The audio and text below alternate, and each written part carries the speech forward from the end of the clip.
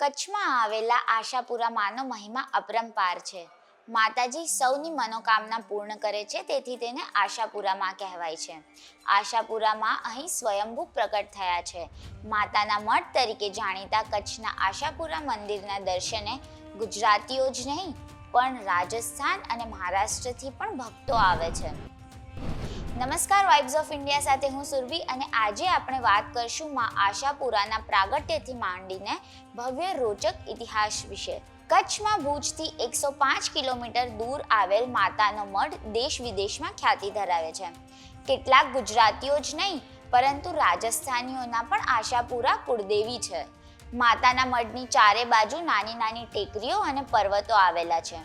અહીં આશાપુરા માતાની 6 ફૂટ ઊંચી સ્વયંભૂ મૂર્તિ બિરાજમાન છે. માતાની મૂર્તિ મનુષ્યના શરીર કરતાં પણ ઊંચી છે, પરંતુ તે માત્ર ગોઠણ સુધી જ છે. આશરે 550 વર્ષ પહેલા એટલે કે 14મી સદીની આસપાસ મંદિરનું નિર્માણ થયું હોવાનું પણ માનવામાં આવે છે. રાજાશાહી સમય દરમિયાન આ મંદિર બનાવવામાં આવ્યું હતું. કચ્છનો રાજ પરિવાર માતાજીના પ્રથમ સેવક માનવામાં આવે છે. આ મંદિરના ગર્ભગૃહમાં અને માતાના અલૌકિક સ્વરૂપના દર્શન કરી ભાવિકો ધન્ય બને છે. આશાપુરાનું દિવ્ય સ્વરૂપ સૌ કોઈને આકર્ષિત કરે છે. નિજ મંદિર તેમજ મંદિરને ફરતે કોતરણી કામ તેમજ અફાટ ઝુમ્મર તેમજ મંદિરના ઘુમ્મટમાં માતાજીઓના દૈવી શક્તિના દર્શન કરાવતી પ્રતિમાના દર્શન કરી ભાવિકો ધન્ય બને છે. વળી તેમની આંખો પણ અનોખી છે. આશાપુરા માની મૂર્તિમાં 7 તેજસ્વી નેત્રો આવેલા છે. માનવામાં આવે છે કે જે કોઈને આંખોની રોશની ન હોય એ અહીંયા આવીને માતાજીની માનતા રાખે તો આશાપુરામાં જીવનમાં છવાયેલો અંધકાર પણ દૂર કરી દે છે. તેમજ અન્ય કોઈ પણ ઈચ્છા હોય તો સાચા મનથી માનેલી મનોકામના આશાપુરામાં પૂર્ણ કરે છે. એવું કહેવાય છે કે આજથી લગભગ 1500 વર્ષ પહેલા દેવચંદ નામનો મારવાડનો કરાળ વાણિયો કચ્છમાં વેપાર માટે ફરતો હતો. તે દરમિયાન જ્યાં આશાપુરા માતાનું મંદિર છે તે જગ્યાએ વાણિયાએ આસો મહિનાની નવરાત્રિ હોવાથી માતાજીની સ્થાપના કરી અને ખૂબ જ ભક્તિભાવપૂર્વક માતાની આરાધના કરી હતી. વાણિયાની ભક્તિ જોઈને માતા પણ ખુશ થયા અને તેને સ્વપ્નમાં દર્શન આપીને જણાવ્યું કે વત્સ, તે જે જગ્યાએ મારું સ્થાપન કર્યું છે તે જગ્યાએ મારું મંદિર બંધાવજે, પરંતુ મંદિરના દરવાજા 6 મહિના સુધી ઉઘાડતો નહીં.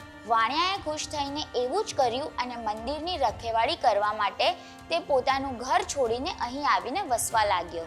5 મહિના પૂર્ણ થયા બાદ મંદિરના દ્વાર પાછળથી એક વખત તેને ઝાંઝર અને ગીતોનો મધુર અવાજ સંભળાયો.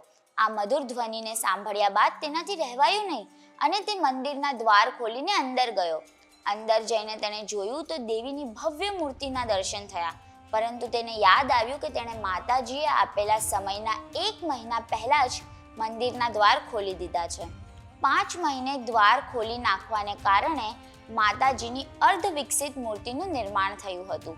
પોતાના આ કૃત્ય બદલ તેમણે માતાજીના ચરણોમાં પડીને માફી માંગી. માતાજી તેની ભક્તિથી પ્રસન્ન હોવાને કારણે તેને માફ કરી વરદાન માંગવાનું કહ્યું. કહેવાય છે કે દેવચંદે પુત્ર રત્નની માંગણી કરી અને માએ આશા પૂર્ણ કરી હતી. માતાજી આશા પૂર્ણ કરતા હોવાથી ત્યારથી આશાપુરાના નામે ઓળખાય છે. આશાપુરા માતાજી પર કચ્છવાસીઓની અસીમ શ્રદ્ધા છે. લાખો લોકો દર વર્ષે માતાજીના ચરણોમાં શીશ ઝુકાવવા આવે છે. આસો નવરાત્રી દરમિયાન કચ્છ તેમજ કચ્છ બહારના મોરબી, સુરેન્દ્રનગર, રાજકોટ, જામનગર તેમજ મુંબઈથી પણ ભાવિકો પગપાળા ચાલતા માતાજીના ચરણોમાં શીશ ઝુકાવવા આવે છે. અમુક ભક્તો સાયકલથી પણ આવે છે, જ્યાં આસ્થા અને સેવાની ભાવનાથી પદયાત્રીઓની સેવા કરવામાં આવે છે.